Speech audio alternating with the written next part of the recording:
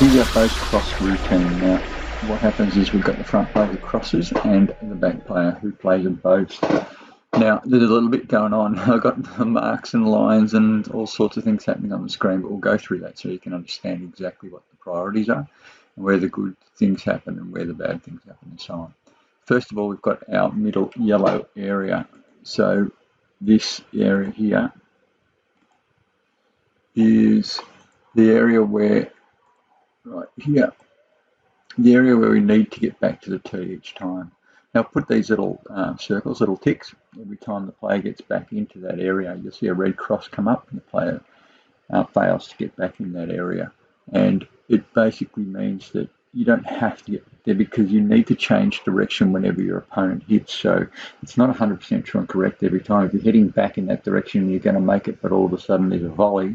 So that's when you'll miss the area. So I've marked them as misses anyway, but not all of them are what's perceived as bad. But as long as you understand that, and that's just how it all works from here. So we'll continue the vision. All right, so we've got the movement, and it is a movement routine.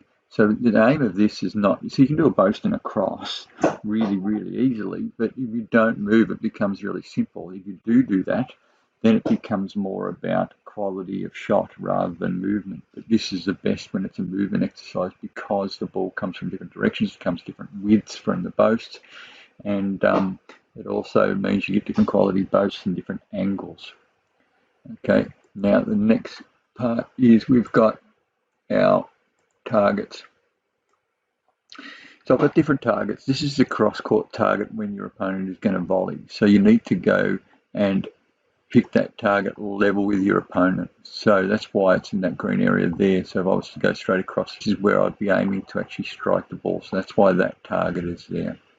We've got a general target for a cross-court, but that's no good if your opponent can volley. And so a general target there, what that means is that when the ball comes from here, then goes across here, and it cuts down here, if you hit low on the sidewall, it will then bounce, and gone. And so low on the sidewall is really, really good, but it's no good if your opponent can volley. And so that's why there's two different targets there. Okay. Then we've got our next target, which is the lob target. So the lob target doesn't necessarily have to be hit. A lob that comes down on your opponent is almost as good as a lob which will hit the sidewall. The sidewall gives them something else to interact with, so it makes it more difficult. But if you do go for this target here, what happens is you're playing with the outer court area as well, and you can often hit the ball out. The best advice I can give you is if you're going to lob,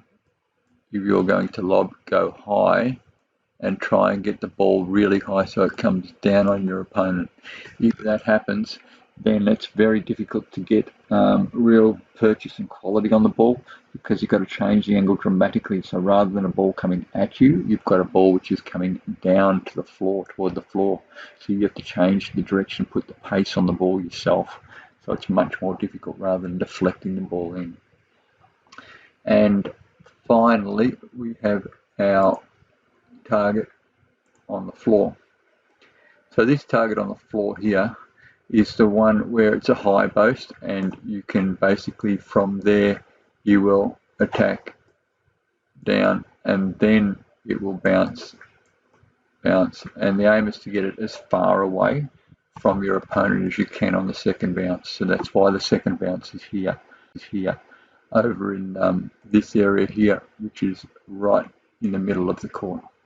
So that's the one where you attack downwards. So you attack the racket, attack the ball downwards at the front of the court, and you'll pitch the ball to bounce it twice really quickly, as much as you can. If you open the racket face, turn your wrist back and tut to the floor, you'll find that the ball will die quicker, and so you'll get a better outcome out of the shot. All right, we'll continue the action. A couple of shots here that I wouldn't normally choose to play, so you'll notice that there's a few errors in there, but it's not the shot of choice. Like to volley boast on a ball which is well above your head is not the best idea. But for this routine, it's what's required, rather than letting the ball go deep right into the back corner. But you'll see that to these shots here, you wouldn't normally play that shot. But for all intents and purposes, it's just is a great routine to actually work on your movement and everything as well. Okay, the next component we want to talk about is the shot choices from the front. So what happens with those is you'll see that I'll often lob. Now the reason, you'll see it in a minute, it's because either the ball is really low and really difficult for me, or I haven't got body position on the ball, or you'll often see off a back foot I'll lob. And the reason is that's that one there. The reason is because it gets behind you and it's really hard to hit it across court with power. So I will try and cover the front foot attack on a boast. So I want to attack a rising ball on the boast, and my next stage is to take a back foot and lift the ball up and continue the rally if I can't attack the front foot. If I get position and body on the front foot at the front of the court, I will attack that side wall where the volley comes, because it's the one that's going to knock you around, and you can really get there quickly. It's going to knock your opponent around, sorry. You can really get there quickly and put some power at that one there. So that's a difficult one. I'll go again because Mary had moved up the court. So you sense where your opponent is. And this one here is wide, and up we go because I didn't have body on it. And here I'll go hard on that one because I pushed her back on the first one. So you monitor what's going on. So there again, I'll go hard because she hasn't got body position on the court. I'm in trouble. I'll go high, and that's a 10, and we'll continue to rally. That's the good target at the bottom. All right, so you'll see there's a fair bit going on in this routine. It's a pretty good routine as long as you treat it the right way. So if you actually do all the right things and work on your movement and you are getting back to the tee, it's about court position, which opens up shot options.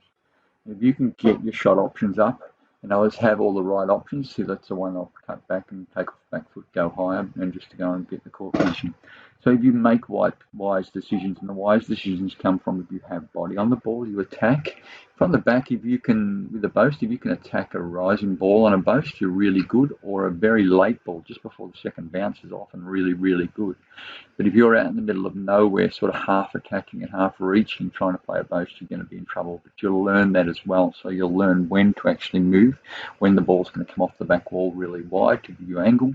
And any width on a boast is really quite good. And I know you can attack volley on boasts and everything as well, and that's good to do to keep your opponent at the front honest. So you can really work your court position, which is what Mary's doing. She's sometimes moving up, sometimes staying back, which is a really good thing to do from the back. Right, there it is. Awesome routine. I use this as a part of a warm-up to get into really heavy routines, and it's just a really good gentle movement routine that you can get real quality and make proper shot selection decisions. Great effort. Get into it. You'll love this routine.